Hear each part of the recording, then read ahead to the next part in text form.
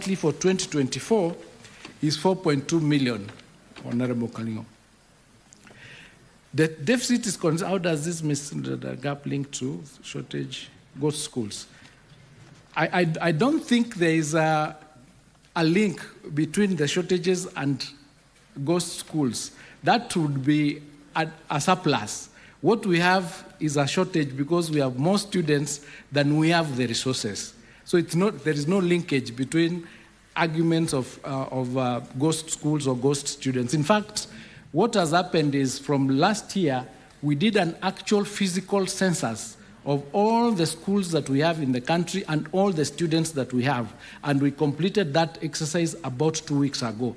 Currently, we are undertaking an analysis of that data that was collected to ensure that this question that keeps recurring about ghost schools, about ghost students, is put to rest. So we've done a physical census of each and every student that we have, of each and every school that we have in the country with proper coding. We are now doing an analysis to link them to what we have in NEMIS to ensure that we actually, the numbers that we are giving are the numbers that we have on the ground.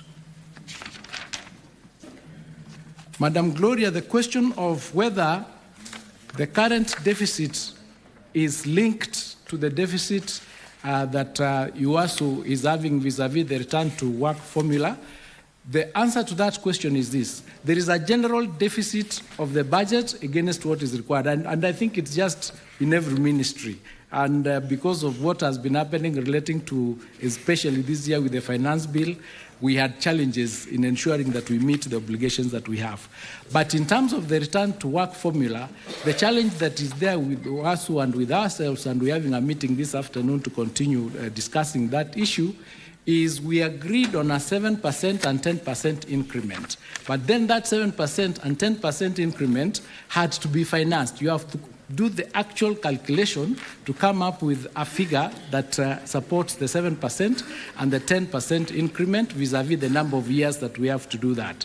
But when that simulation was done, the figure that the government has against the figure that UASU has differs by almost 5 billion. So that is the discussion that we are having to find out what is that challenge, what is the reason for that calculation. Because when we calculate with the 7%, 10% and the 4% annual increment, it comes 4.3 billion.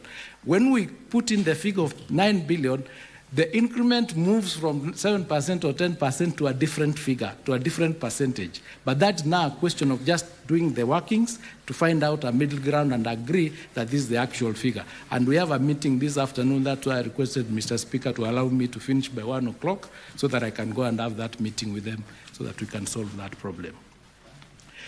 Madam, Senator AC, the question on special needs schools, the problem falls across the board. So even the special needs schools, the amount of top-up that they are supposed to get has a deficit. So it cuts across the board. The problem is the same because we receive the disbursements as a block, then we allocate to the number of students that we have. And that there's always been a deficit. And we are trying as much as possible to see whether there is a way that we can have these figures ring-fenced so that in future we at least be sure that our education system does not face the number of crises that is facing each and every year, each and every time. I think that was the last question, Mr. Speaker. Okay, Honourable Senators, we will move to the next question. That is question number 36. However, we'll skip it for a few minutes. We'll come back to it. We will instead move to question number 48 by the Senator for Kisumu County. And I'm informed Senator Eddy is holding brief for Professor Tom Ogamba, who is representing the Senate in the case before court today. Proceed. Thank you, Mr. Speaker. Indeed, I'm holding brief for Senator for Kisumu County, Senator Tom Ogamba, who sought to ask the Cabinet Secretary the following questions. Number one, Mr. Speaker, could the Cabinet Secretary state whether the Ministry of Education has effected the contents of circular number OPCAB 308/20 2023/018 dated October 2nd, 2023, issued by the Chief of Staff and Head of Public Service, suspending non-essential foreign travel by government officers. B, as the Minister assessed the consequences of the travel suspension on public universities, particularly with regard to capacity building, the discharge of public duty, and the quality of education offered. And lastly, Mr. Speaker, could the Minister also share with the House what measures will the Ministry take to ensure that the implementation of the circular does not indiscriminately hinder essential travel in public universities? Thank you, Mr. Speaker. Honorable CS, you may now proceed to respond. Thank you, Mr. Speaker. I do confirm, Mr. Speaker, that the Ministry of Education has effected the contents of the circular. The circular seeks to rationalize foreign travel and to achieve prudence and cost-effectiveness in relation to costs associated with foreign travel. With respect to the second limb of the question, I wish to clarify that the circular, Mr. Speaker, is not a blanket ban on foreign travel. The circular suspends non-essential travel. Travel to attend critical activities outside the country is still permitted. Requests for travel, Mr. Speaker, are assessed on a case-to-case basis and approved on their individual merit. Staff of our public universities have indeed continued to travel to attend essential and critical businesses abroad. Mr. Speaker, on the third question, as I've indicated above, essential travel is not prohibited. Each request for foreign travel, Mr. Speaker, is reviewed on its merits, and where such travel is deemed essential, approval is granted. Each request for foreign travel has to demonstrate, Mr. Speaker, the value that such travel Senator will Fernandi, add to the individual. just go take your seat. Proceed to your seat, please. Proceed, Honorable CS. Thank you, Mr. Speaker. Each request for foreign travel, Mr. Speaker, has to demonstrate the value that such travel will add to the individual and his or her institution. There has to be a demonstration of value for money. The key factors that are considered are the value that such travel will add, the necessity of such travel to fulfill either treaty or regional or international obligations, and the unavailability of other cost-effective alternatives such as virtual meetings or sending our officers who are stationed in those foreign countries to represent the team. Thank you, Mr. Speaker. Senator Eddy, you may now ask your two supplementary questions. Thank you, Mr. Speaker.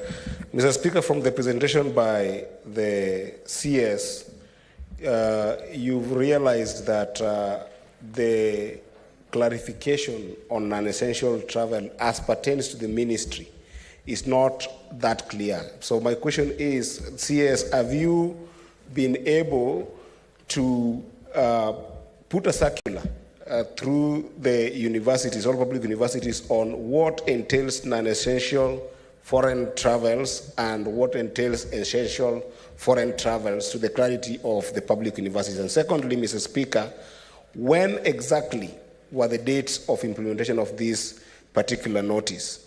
And what has been the impact assessment of that implementation since then? Senator Chiranke. Mr. Speaker, I wanted to find out from the CS, you know, for each and every child to access capitation, Mr. Speaker, no, Honorable you need... Senator, we are done with our question. We are now on question number 048. Okay. Mr. Speaker, just can the CS give us the reason why the non-essential travel was banned and how much has been saved by the ministry for saving non-essential travel as provided by the circular? Senator Richard Onyonka. Thank you, Mr. Speaker, for giving me the opportunity. CS Migos Ogamba happens to be a very good friend of mine. I want to congratulate him and wish him the best. I believe he is up to the task. The responsibility has been given by the government. Mr. CS, you said the number of students 4.2 million, and you said there was a physical census, and Senator Richard Onyonka, we are on question number 048 on foreign travel. So your supplementary question. Thank you, sir. I will ask him the question of foreign travel. You've explained that your responsibility is to look, the circular you gave had something to do with the essential travel and the number of people who are supposed to be traveling. I did not hear you mention the number. In other words, the feeling and the observation I've made is that you find when government officers are traveling, sometimes you will find that even when you have reduced the number of the individuals traveling, you do not particularly discuss the number that, for example, a PS can travel with, the number that a director can travel with. And indeed, in your office, I know you are entitled to go either with the PA and 2 other people. Have you observed that as an issue that could have increased the number of people who are traveling? Thank you, Mr. Speaker. Honorable Senator Kisang. Thank you, Honorable Speaker. Honorable Speaker, my question is one. I wanted to find out from the CS that since the release of the circular and requests that have been made by the universities, because we know our lecturers, these are researchers, they go for conferences, serious conferences, and also meeting their own peers to enhance knowledge. Since the release of the circular, how many requests have been made to the CS, and how many did he approve since the time of the release of the circular? Honorable CS, you may now proceed to respond. Thank you, Mr. Speaker.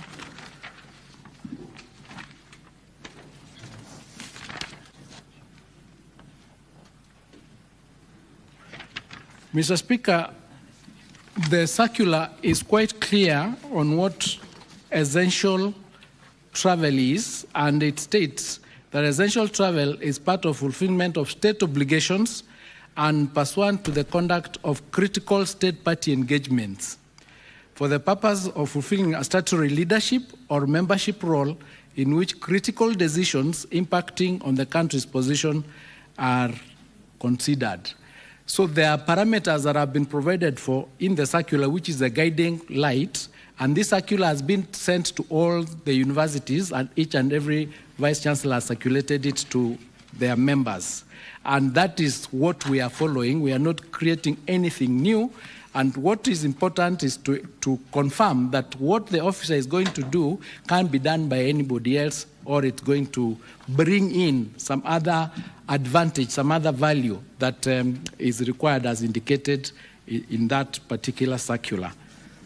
So that the impact assessment has not been undertaken since the circular was issued on the October 2nd, 2023. It's just about a year old, and I think it is now ripe for that particular impact assessment to be undertaken, and I think that's what we are likely to do. But we have not done it yet to confirm how much money has been saved, how many people have traveled, etc., but the numbers have reduced. Senator Chiragay, the reason why non-essential travel was banned, this is because I think a lot of people were traveling without good reason, and it increased the cost of foreign travel for ministries, and it became necessary to ensure that there are regulations and guidelines to limit the number of travels that are not essential, and as I said earlier, that can be performed by officers that we have in those foreign countries, or that can be done using what we are indicating as on online meetings, etc. So it became necessary that we limit that number to reduce. It's a cost-cutting measure that is across the ministry and across the government in various sectors, and this is one of them. To Senator Onyonka, yes, the number is limited. It was reduced. It was found that initially you would find maybe a cabinet minister is traveling with a very big delegation. So the number was reduced, and there is a provision for delegation size in that particular circular. For example, cabinet secretaries, delegations headed by cabinet secretaries shall not exceed 3 persons, including the cabinet secretary, themselves as the head of the circular. So you need to decide. If you are going, you'll go with one other person. If it's a technical meeting, you go with a technical person so that you do not carry all and sundry when you're traveling. Principal secretaries, delegation headed by principal secretary shall not exceed 2 persons, including the principal secretary themselves. That's 1 + 1. Where a chairperson is traveling, the chairperson of a state corporation will not travel with any other person. Travel alone, 1 + 0. Delegation headed by chairpersons or chief executive officers of constitutional commissions. They are allowed 1 + 1. The person, the chairperson or the CEO plus 1 other person. So this is the model that we are following, and obviously it has reduced the cost and the expenses. We have not done, as I've indicated, the actual number figures, but we are going to do that because now it's a year. It's been done. We've finished 1 year. And the question relating to the requests that have come from the universities, we do not have the exact number, but as indicated earlier, when a request comes, the assessment is done against the circular. What the university vice chancellor or Don is going to do, is it essential? Can it be done by somebody else? And the number. So we are following that closely, and we have not arbitrarily rejected or not approved an essential travel, but where we see that is not essential or where the number exceeds what is required, we of course we rationalize that and we do not approve. Thank you. I submit. Honorable Senators, we'll now move to question number 52. Senator Beatrice Ogola.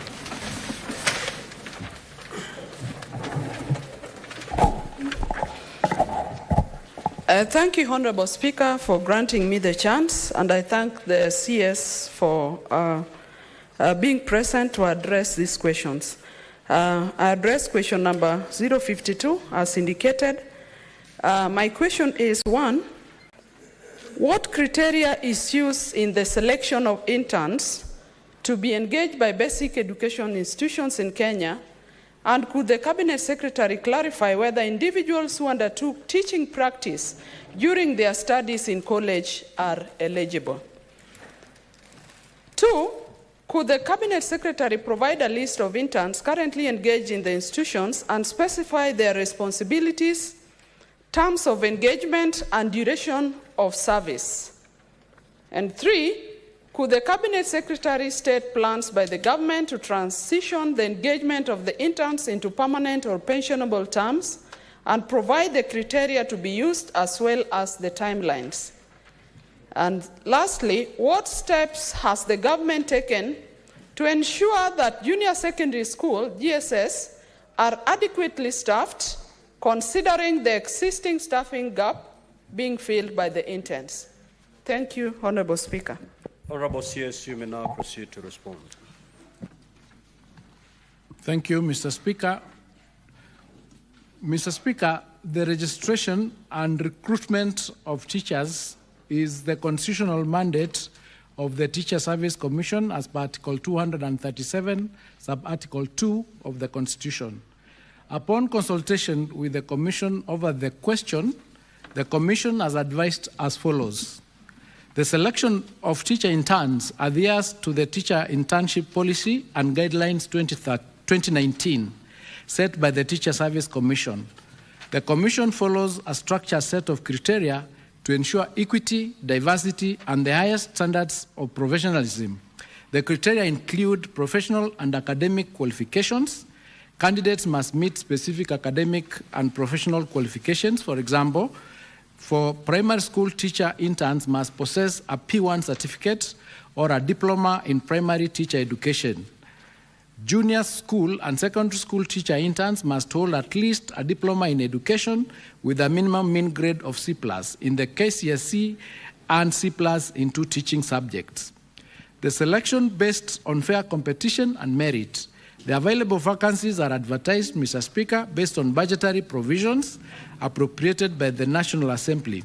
Selection is based on merit, assessed through factors like quality of academic certificates, age, and length of stay since graduation. There is also the item on regional representation. Candidates are selected with consideration for regional diversity, ensuring that all areas of the country are represented and have equal access to teaching opportunities. There is gender consideration. Efforts are made to promote gender balance in the teaching service and support equal opportunities for all genders. Disability status. The special consideration is also given to candidates with disabilities, ensuring that the teaching service is inclusive and offers equal opportunities to the individuals with diverse needs in the Persons and Disabilities Act 2003.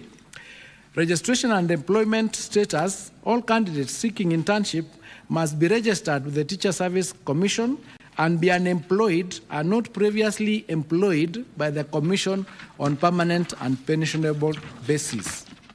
Lastly, availability of vacancies. Selection is strictly based on the availability of vacancies within each county and or sub-county. Teaching practice is a core component of a teacher training program that is undertaken during the teacher's training in a college or university. Teaching practice lasts for a term. Accordingly, all teachers must have undertaken teaching practice in college before qualifying. On the other hand, the teacher internship program is a postgraduate step intended to provide opportunity for qualified teachers to acquire, develop, and sharpen their teaching skills and also learn the ethos of the teaching service. In addition, the program enables interns to enhance their pedagogical skills and competencies through job experience. It also assists in providing teaching service with qualified, mentored, and fully inducted personnel for purposes of curriculum delivery. On the second limb of the question, on the list of interns currently engaged, Mr. Speaker, the Service Commission maintains a list of all teacher interns, including their stations. The standard duration of internship is 2 years, with responsibilities primarily centered on teaching, lesson planning, and participation in other school activities, such as co-curricular activities. Mr. Speaker, the list of the intern teachers is provided under Annexure 3, and we did forward a soft copy because it runs, I think, to 2,500. Honourable Senators, that particular list is contained in your iPods. Proceed, Honourable Sears. Thank you. On the third limb, Mr. Speaker, the Teacher Service Commission commenced the process of transitioning the 46,000 intern teachers to permanent and pensionable terms in September of this year. The process will be completed in December 2024, and the candidates will be confirmed into their positions in January 2025. You remember, this was part of the issues that were raised by their unions at the beginning of the term, and we promised that we'll ensure that these 46,000 teachers are placed in permanent and pensionable positions. Mr. Speaker, the fourth limb of that question, to address staffing gaps in junior schools, Mr. Speaker, the government has been making provision for the annual recruitment of additional teachers. The government has also been deploying qualified teachers from primary to junior schools to further bridge the gap. Since 1st February 2023, Mr. Speaker, a total of 56,928 teachers have been serving in junior school, made up as follows: 9,000 teachers on permanent and pensionable terms, 8,378 teachers deployed from primary school to enhance the teacher numbers in junior school, and 39,550 intern teachers engaged to address teacher shortages. As noted above, these interns are in the process of being transitioned to permanent and pensionable terms. Starting this month, Mr. Speaker, to December 2024, the government is recruiting an additional 20,000 teachers to further bridge in the junior schools. The projected establishment, therefore, for junior school teachers in 2025 will be 149,350 teachers. The teachers on duty will be 76,928, resulting in a shortage of 72,422 teachers. The government will progressively recruit more teachers to bridge this gap. However, the Teacher Service Commission, through a multi-agency approach, has trained 6,642,000 junior school teachers in both public and private schools to handle grade 7 and 8. The teachers will undergo further retooling in November and December to prepare them to handle grade 9. During the same period, 19,960 junior school head teachers will be also retooled. The Commission, in collaboration with the Center for Mathematics, Science and Technology Education in Africa, SHMASTEA, has also provided a specialized telemed retooling program for 7,700 teachers teaching integrated science and mathematics to cover that gap. That substantially reduces that shortage of 72,422. I submit. Senator Beatrice, you may now proceed to ask your 2 supplementary questions. Thank you, Honorable Speaker. On my question D, Honorable Speaker, I was particular on the existing staffing gaps. Honorable Speaker, the nature of training of secondary school teachers is that they are trained on 2 subjects. A number of our schools have averagely 2 teachers teaching GSS, and it means there are only 4 subjects at maximum being covered. What then happens to the other subjects that are not taught? My questions are, 1, that most schools have 2 teachers teaching subjects. An example, Honorable Speaker, is that in my sub-county, in the sub-county, in the recent adverts, the schools received averagely the arts cluster vacancies, that is history and theory. What then happens, Honorable CS, on the science subject teachings in my sub-county? And I think that replicates in most of the sub-counties. And lastly, the second question, CS, is when will the ministry put in a GSS policy? Thank you, Honorable Speaker. Senator Kathuri Murungi. Thank you, Honorable Speaker, for this chance also to ask my supplementary question to the CS. Honorable CS, when the JSS interns went into strike a few months ago, one of the reasons was about their remuneration, which is around 17,000. Noting that these students the teachers are trained teachers.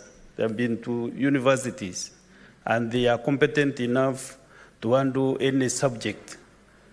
This financial year, what has the ministry done so that you can increase the remuneration or the wages for these JSS teachers, so that also they can feel that they are working for this country and they are doing a very noble job of training our children, Honorable CS. Senator Eddie Okech. Thank you, Mr. Speaker. Mr. Speaker, in his presentation, the CS has indicated that one of the criteria used in placing interns is length of stay, which I would guess length of stay from the time that a teacher has gone through training. Mr. Speaker, I am worried about this because a teacher has gone through a teaching practice after a long period of training. Then you are taken in as an intern. And then the opportunity, using that criteria of length stay, do leave a swath of many of other teachers outside. So my question is, as the ministry, and especially because it's a new CS, does he have a strategy to rethink the issue of internship for teachers? Because if teachers have gone through a training, then they've gone through teaching practice, what then entails internship? And then how does that leave a swath of teachers out? And then what do you do with those who have been left out? Thank you, Mr. Speaker. Senator Wamatinga. Thank you very much, Mr. Speaker, sir. My question to the CS, Mr. Speaker, is the JSS teachers who have been posted to different schools, which have been housed in the primary schools. Most of them are graduates. We have head of teachers who are P1s. Will the CS tell us how administratively a graduate and a P1 teacher, administratively, they're supposed to work under the P1s? Thank you. Senator Richard Onyonka. Thank you, Mr. Speaker. CS, the matter that I would like to raise is pertaining to the numbers of the teachers that you have stated in terms of the qualifications and their allocations. One of the most controversial issues, CS, and I bring it to your attention because you've just come in as a new CS, is the fact that if you look at all our counties, and there are 47, we don't have any list or data which can explain the total number of teachers that have been employed in every county. You know, one of the responsibilities of this House is to protect the counties. So would it be possible, CS, that you could actually be in possession of that list, and if necessary, whether you could post it on your portal so that Kenyans are able to see your distribution, whether it's gender-based, people with disability, and the general public distribution of these teachers within our republic? Thank you, sir. Senator Abbas.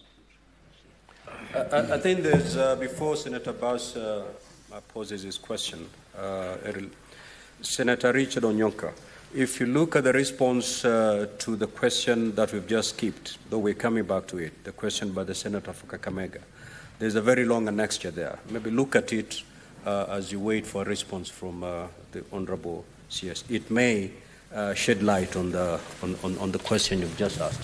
Senator Abbas. Thank you, Honorable Speaker. Honorable Speaker, I think thank also the Minister that whether the Minister is aware that in Wajir there's a huge shortage of teachers, both in primaries and secondary schools. That most of the schools, junior secondary schools, are not fully functional. My question is, as rightly said by the questionnaire, Senator Ogola, in most instances, schools have one trained teacher, the rest are BTA teachers. Only the principal in some of the schools, most of the schools in my place. The rest are BTA teachers, the parent teachers, teachers, employed by those teachers. And junior secondary school is actually a unique, new foundation. I mean, things that has been started recently as a result of the CBC. So as a result of that, are the teachers, BTA teachers trained to go and teach the junior secondary schools? Is there any opportunity given to those teachers so that, because there are no other teachers, are the teachers for BTA teachers trained? How many teachers out of the 56,928 teachers in JCCs, I mean the junior secondary schools, has been sent to Wajir County? Thank you. Senator Samson Chirenge.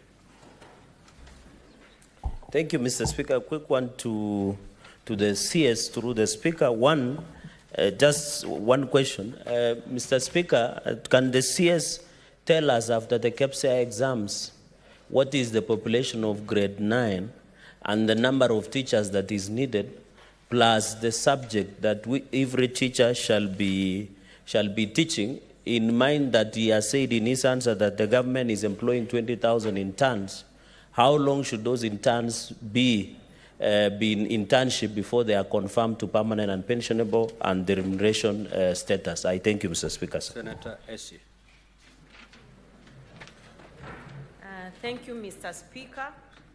While I appreciate the government initiative to extend an offer of employment to the JSS interns, I also feel it's unfair for TSC to still subject these interns for a 6-month probation period after they have had an encounter with them for more than 2 years, actually. I feel that the probation policy by TSC should work for people who are encountering TSC for the first time, not interns who've served for more than 2 years. Thank you. Senator Gloria Oroba.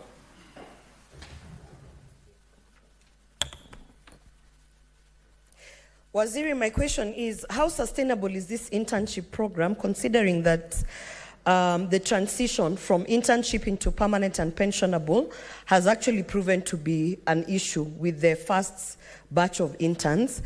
And considering that the past finance bill was rejected and dropped, and we saw that there was a hiccup on now absorbing those interns that were supposed to be moved to PPP, what is the future financing model to ensure that this internship program is sustainable? Or otherwise, are we just going to have a lot of interns and they're not going to be taken in on permanent basis? Senator Kavindu. Thank you, Mr. Speaker.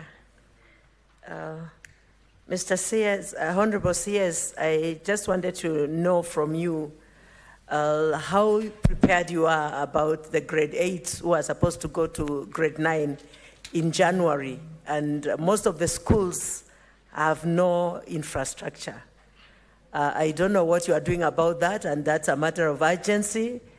If you can update us what you're planning to do. Thank you. Thank you, Mr. Speaker. You may now proceed to respond. Thank you, Mr. Speaker.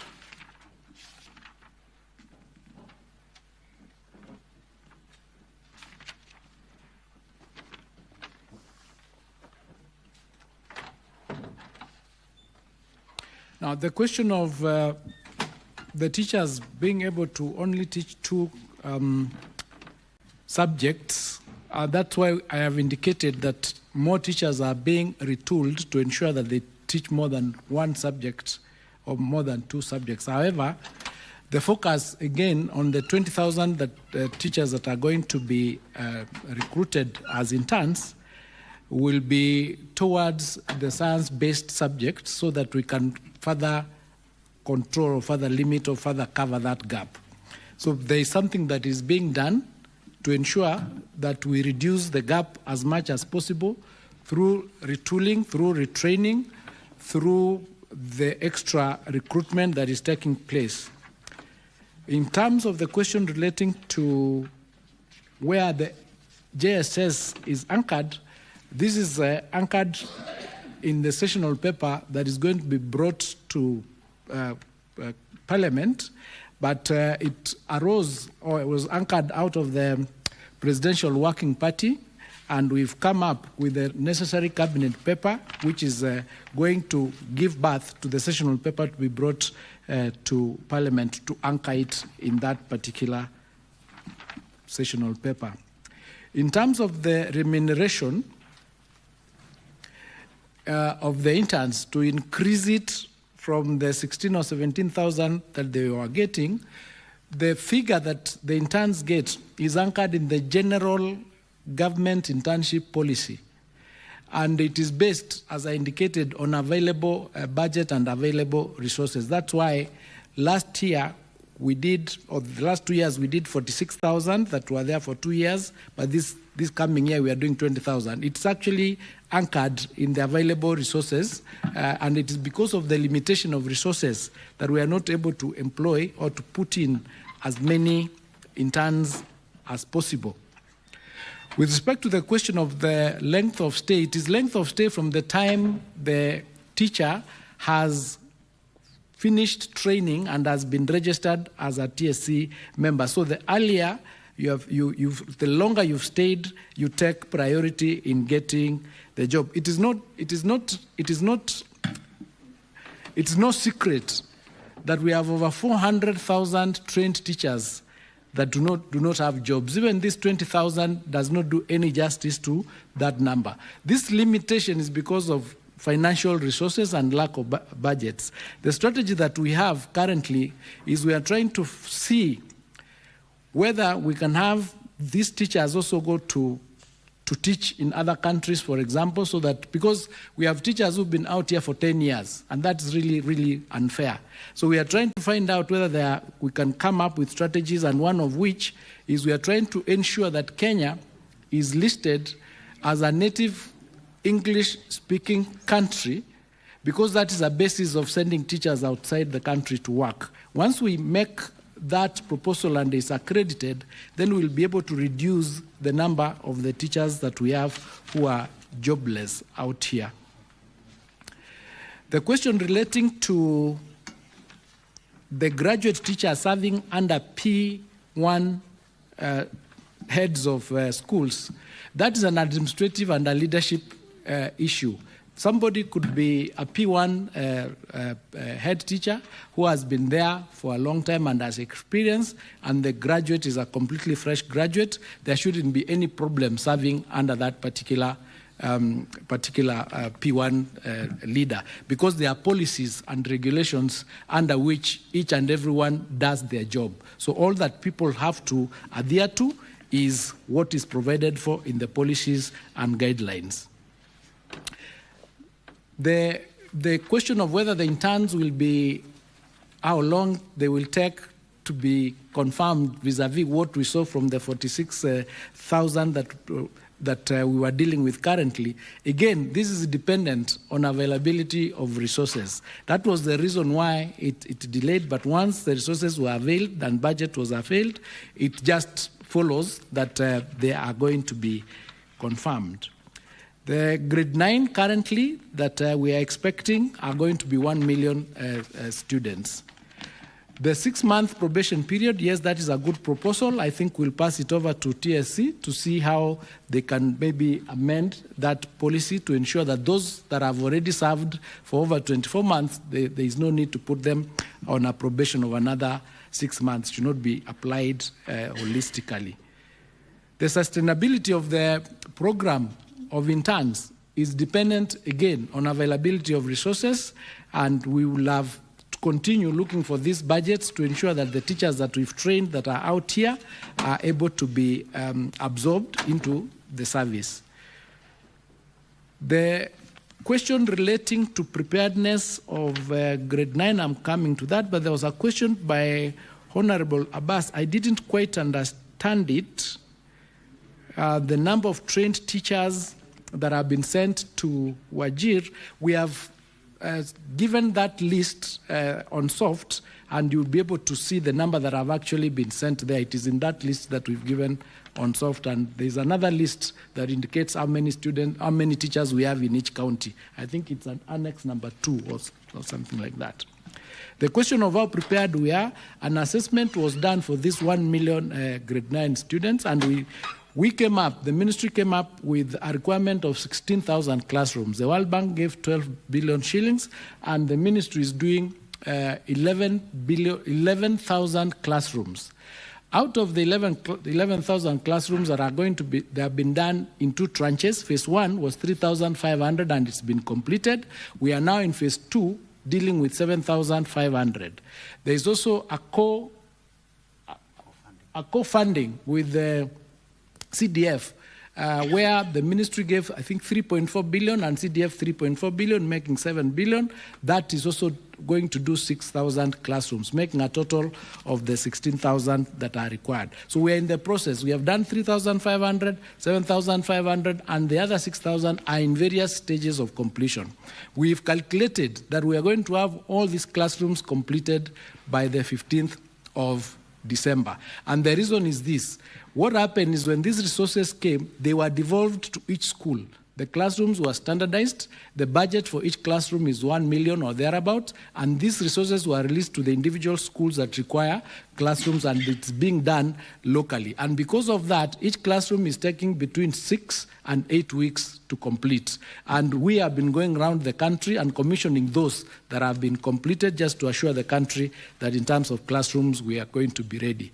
In terms of the textbooks that are required, the 1-to-1 ratio, we have already started transporting the materials to schools, and we've indicated that once KEPSEA is done, we've asked the head teachers to remain in school as they receive these textbooks that we also intend to complete by the 15th of December. So to ensure that the grade 9s who come to school in January each has a textbook for each subject. They are all ready for all the nine subjects. In terms of teachers, I have already indicated what we are doing to cover those areas. So those are the infrastructure, and that is what we are doing to ensure that we are ready next year. But we are saying that as a country, we need all of us to work together, and that's why we are working with members of parliament to ensure that we are doing these classrooms together, so that where there are challenges, we face them and deal with them, so that in January, we do not have a crisis. I submit. Well, honorable senators, if you need any further clarification, you may see the honorable CS upon this. We now move to question number 64. Yes. Senator Boni, question number 64.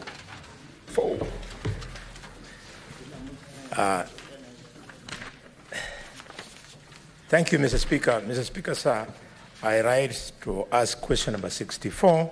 A, could the Cabinet Secretary provide a list of the learners who lost their lives in the stampede that occurred at Kakamega Primary School on Monday, the 3rd February 2020? B, when will the families of the deceased family learners receive the compensation awarded to them by the courts? And could the Cabinet Secretary indicate the amount due to each family? And C, could the Cabinet Secretary also indicate when the families of the 3 students and a teacher who died from a water and food poisoning at Mukumu Girls High School in Kakamega County will receive the 400,000 shillings that was promised to them by the former Cabinet Secretary, the Honorable Machoku? Thank you, Mr. Speaker. Honorable CS, you may now proceed to respond. Thank you, Mr. Speaker. On part A of that question, Mr. Speaker, in this unfortunate incident, the list of the learners who lost their lives in that unfortunate incident is as follows.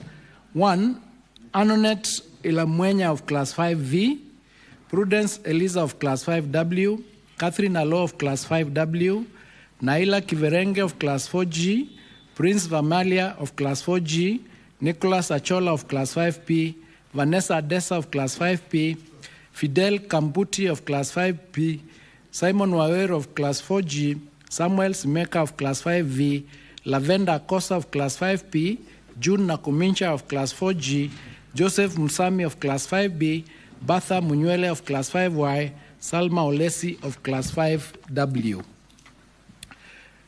Mr. Speaker, on the second limb, by a judgment delivered on 15th of March 2023, the court ordered a compensation of 1.25 million shillings to each learner's family. We are working to secure the resources to effect the judgment before the end of this financial year. Through a multi-stakeholder effort involving the national government, the county government of Kakamega, and the Ministry of Interior and National Administration and the Salvation Army Church, each family has been paid 413,000. On limb C of the question on the issue of the 400,000, the 3 others who suffered, Mr. Speaker, the 3 students were part of the comprehensive medical insurance cover under Edu Afia scheme. The scheme, which was operated by the National Hospital Insurance Fund, included a last expense payment of 100,000 and a group life cover of 400,000, totaling 500,000 per student. Thus far, the families of the following 2 students have already been paid. The late Miriam David Namajanja, admission number 18675, under policy number UPI JSL SUA, the last expense and group life benefits totaling 500,000 were paid on 20th of February 2024 to our parents, Mr. Sitoshe Webo David. The payment was deposited in a KCB bank account at the Webuye branch. The late Mambili Diana, admission number 17351, policy number UPI 29RLSM. Our next of kin, Mr. Paul Mambili, received the 500,000 being payment for the last expense and group life benefits. This amount was deposited in cooperative bank account at Kakamega branch. The third case concerned the late Wendy Amani Oyugi Abeti, admission number 19037, UPI, that's the policy number UPI 3HB6FN. The claim for our last expense and group life benefits has not yet been processed. Errors were found in the claim form and our parents were advised to correct and resubmit the form. NHIF received the corrected document on 28th of June 2024 and the claim is now being processed. Regarding the deceased teacher, the Teacher Service Commission is currently processing the gratuity for payment to the family. I submit. Senator Bonnie Carole, do you have supplementary questions? Yes. Go ahead.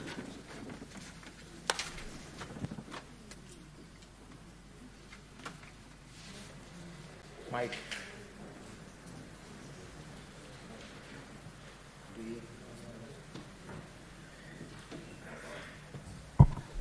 Yes, Mr. Speaker.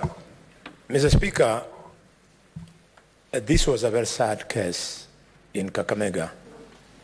And Mr. Speaker, we are talking about 2020, 4 years ago, purely on humanitarian grounds. Could the minister assure me so that I go and tell the parents that you're going to expedite, they be paid? Losing a child and the government giving them 400 shillings is nothing. So when you delay it, you make the mourning to continue and continue. When are you going to settle it? And Mr. Speaker, the case of the children at Mukumu Girls, they are unique because the principal secretary is an alumni of that school. So they are very hopeful that, Minister, you will help their old girl to take the money to them, since she's on your immediate right. Minister, can I request that you help P.S. Beatrice to look good in her old school? In fact, one of the children, Beatrice might not have told you, is from her village. And when I went to bury her, we didn't have the words. Finally, Mr. Minister, the minister also on that day promised to pay 15 million shillings to Butere girls and 20 million to Mukumu girls. The 15 million for Butere girls went. The 20 million for Mukumu girls has not come. When are you going to pay for the same problem? Do we have maybe questions on that train? If I follow my list, then I can see Kadri Muma, Senator Kadri. Thank you, Honorable Speaker. Honorable CS, my follow-up question on this is whether the Ministry of Education has a policy regarding compensation of families of learners in the events of accidents, loss, deaths arising from events such as what happened in Mukumu, poisoned water, what happened in Nyeri, fires. I think it is despicable that you would have somebody begging a ministry on the delivery of rights. Do we have a policy on this to ensure that every school has an insurance or an arrangement that can ensure that the loss of lives, loss of limbs, disability caused because of negligence is covered by the government or the insurance companies? Senator Joe Nyutu, Chair Education Committee. Thank you, Mr. Speaker. My question may not be very different from what Senator Catherine Muma has asked, but maybe I can put it in a different way. Mr. Speaker, and I'm addressing the Cabinet Secretary through you. Over the years, we have had very many incidents in schools, Mr. Speaker, causing deaths to students. And all the ministry has done all the time is to tell us about some safety measures that they have set in place in order for learners to be safe. But, Mr. Speaker, it seems that when these incidents do happen, they defy the regulations that the ministry has had. Exactly what new measures, Mr. Speaker, has the ministry, instituted? Because the old measures seem not to work anymore. The issue of staircases, because I think that is what happened in Kakamega. Inadequate staircases in school buildings. Do they inspect regularly, or this happens only when an incident happens, Mr. Speaker? So in a nutshell, what new does the ministry have, save for the old measures of ensuring student safety in schools? I thank you, Mr. Speaker. Thank you, Senator Beatrice Ogora. Thank you, Honorable Speaker. My question relates to compensation of loss. Honorable Speaker, sometimes back, a student at St. Albert's Ulanda Girls, then called Quinta Amondi, was shot by a prison warder, a stray bullet, and lost half of her face, half of the eye. This affected the student in the learning process, and up to date, Honorable CS, the student has yet to get a compensation. What would you say about that? And what follow-up would you make? Senator Samson Chalye. Mr. Speaker, my quick question, the reason there was stampede in Kakamega and in the Russia fire, Mr. Speaker, there is a Ministry of Education policy on the standards and safety of learners.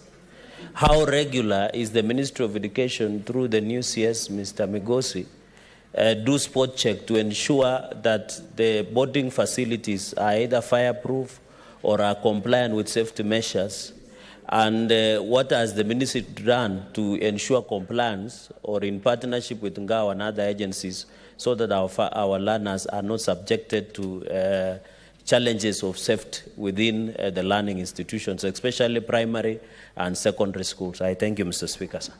Honorable Senators, those questions are just similar, so I want to pick these two other senators and then the CS will be able to respond, because you need only one similar answer. Senator Omar Sheikh Maliam. Thank you, Mr. Speaker. Mine is Bwana CS. What do you think about this KPSEA exam, which require a lot of resource, and at the end of it, there is no certificates? And what is the difference between the KPSEA and the internal exam done by individual schools? Thank you. Last on this question, Senator Agnes Kavidu Mudama. Thank you, Mr. Speaker. Honorable CS, from the tragedy of Changuli on 25th of March, 2001, I think the Ministry of Education must have put in place by now strict measures about fires in schools. And I would also like to know if those students who died in Changuli tragedy were completely compensated. Thank you, Mr. CBS. Mr. CS, answer those questions. Let me proceed to the next question.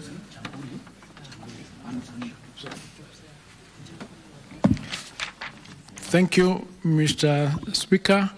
I agree with Senator Khalwale that the cases of death were very sad, and I assure you that I'll follow this up, even as an advocate, to ensure that this compensation comes through as soon as possible. There is no reason why it should take more than a few years to sort out such issues. 4 years is a long time, so I'll handle that one. In terms of the monies that were promised, the 15 million was, of course, paid. Out of the 20 million, we've already paid 5 million, and we are following up with the 15 million balance. And this is because of the limitations of resources, as you may understand. Once it becomes available, we would be able to sort that out. So it is in the program. Thank you. Now, regarding compensation policy at the ministry for accidents, fires, and any other misfortune events, Mr. Speaker, during the previous financial year, we had the policy that was provided for under the Edu Afia that covered all these requirements, and every incident and accident was compensatable through that policy. Now it is again being provided for under the Universal Health Program that we are rolling out, the SHIF, and we've already sent out a circular to parents and all our teachers to ensure that the students through the parents are registered on SHIF, and I think as a ministry, we are actually ahead. The large number of those 12 million that are already registered come from our ministry. So the compensation is already provided for in that particular policy. The defiance to the regulations and what new strategy we are coming up with is that after these particular accidents, it became clear that because of the penalties that are provided for in the regulations that are not, punitive enough, and because we are doing an amendment to the Basic Education Act, what we want to do through that amendment, and we'll be bringing it to Parliament, is to raise those policies into provisions of the law so that when you violate them, the penalty is that much more severe, including imprisonment. Because what happens, the policies are in place, but sometimes there's some laxity in some of them being obeyed. But we are elevating them to the level of being regulations and for the level of being statutory, so that people can take them very, very seriously. And we are working on the amendment, and we will be able, I am sure, to limit that. In fact, when the Indarasha event occurred, we commissioned a thorough investigation of all the boarding schools, and the report has been done. It was being analyzed yesterday. We have not completed the analysis, after which we'll issue a circular and thereafter to tell the people what they are supposed to do. Any school that will find that is not conforming will be deregistered. On the question of Printer Amondi, I'm unaware of the case as we speak. I would suggest that if you can forward to us the details of that case, I'll be happy to follow it up for compensation and for proper handling of the case. Now, the regularity of spot checks on how the schools are adhering to the policies is an issue also related to limitation of resources, because the safety and quality assurance officers that we have are not sufficient. So we'll be coming back to Parliament to seek for more resources in order to employ a number that is proportional to the schools that we have, in order to ensure that the spot checks are done on a regular basis, and that we have enough personnel well capacitated to ensure that they are doing their job and they are properly, capacitated, tooled, enough vehicles. In fact, there's a question of vehicles that comes to it, and ensuring that that spot check is going to be done on a regular basis. Under KEPSEA, Mr. Speaker, the assessment is focused on monitoring the learner's progress, and it is done in two phases. There's a formative assessment within the school that is done by the school at the teacher's level, and there's a summative assessment that is now done to validate the internal assessment, so that we know that when the child is moving, transiting from primary to junior school, at least they are properly tooled and they're properly ready to undertake the studies in junior school. The reports are given for the learner. The reports are given. There is a report that is given to each learner, and it's a school report. There are two reports. There's a school report. Actually, there are three reports.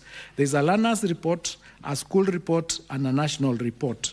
That report informs the assessment of the student so that we exactly understand the learner's progress.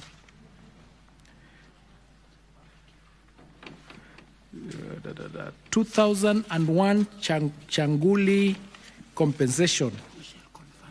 We shall confirm that. I don't have those details right now, but we'll confirm whether the 2001 incident, the ministry and the students were compensated. We have already put it down, and we'll share that information with you. Once we have it, we'll just send it to you. We are quite accessible.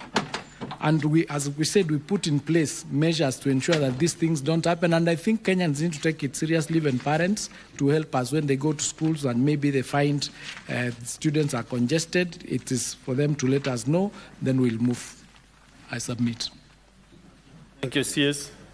Let's now go to question number 095. Senator Mwenda Gataya.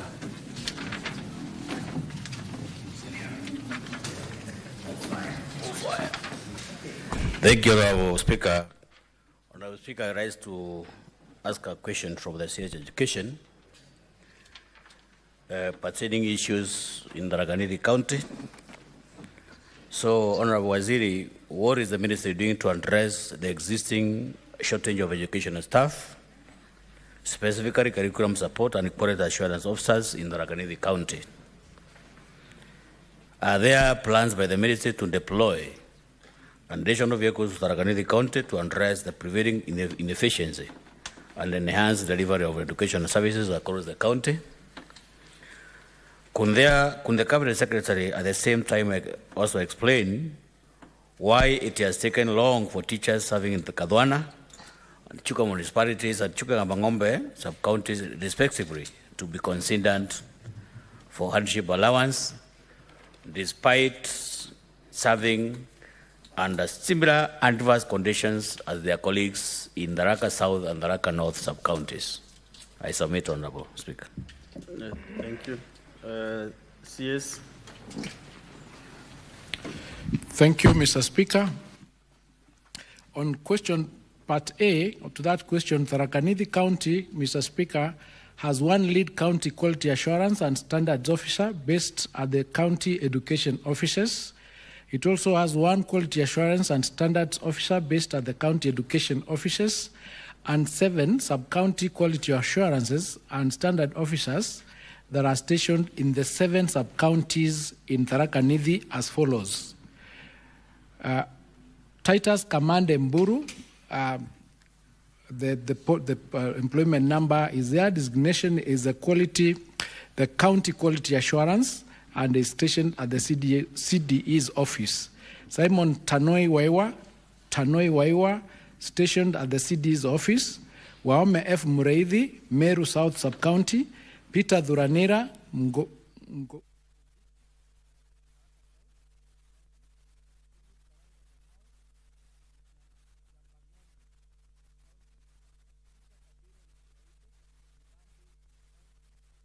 Murira